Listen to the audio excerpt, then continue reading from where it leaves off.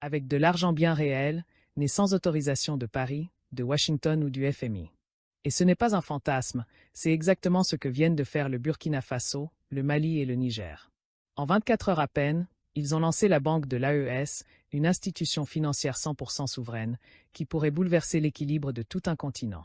Ce n'est pas seulement une histoire de banque, c'est un coup de poing dans le système mondial.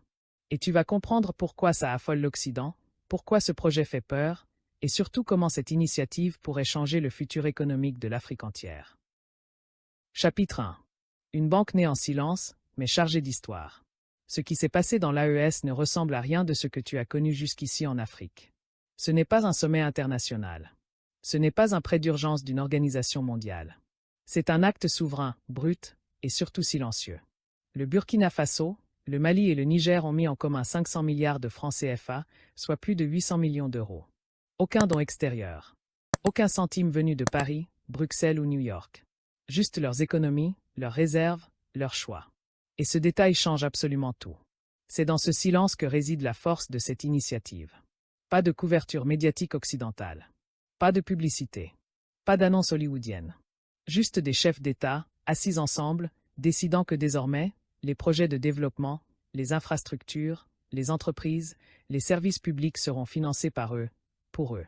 Cette banque, baptisée Banque confédérale pour l'investissement et le développement, est un symbole plus fort que tous les discours de souveraineté que tu as pu entendre. Ce n'est pas un rêve. C'est un outil. Et un outil qui, utilisé correctement, peut désarmer tout un système de dépendance imposé depuis des décennies. Il faut que tu réalises ce que ça représente. Pendant des années, le moindre projet devait être validé par des bailleurs internationaux. Une école.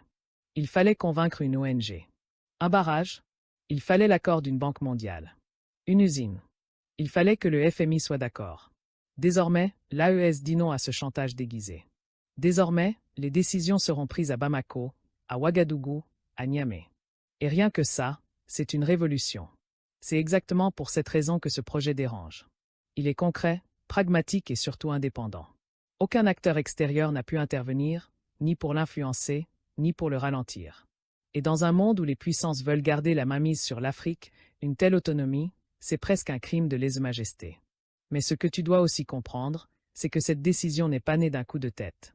C'est le résultat de décennies de frustration, de projets avortés, de financements conditionnés à des réformes souvent absurdes et inadaptées. Quand tu veux construire une route, on te demande de libéraliser ton marché agricole.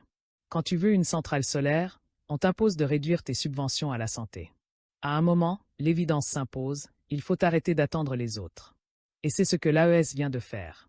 Dans une discrétion totale, sans slogan, sans drapeau agité au vent, ils ont posé une brique fondamentale à leur indépendance.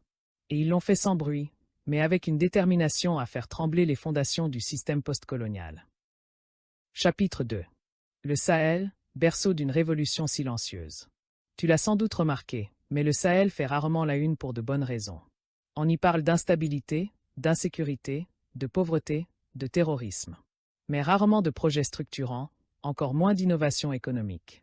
Pourtant, c'est bien là que s'écrit aujourd'hui l'une des pages les plus audacieuses de l'histoire économique du continent.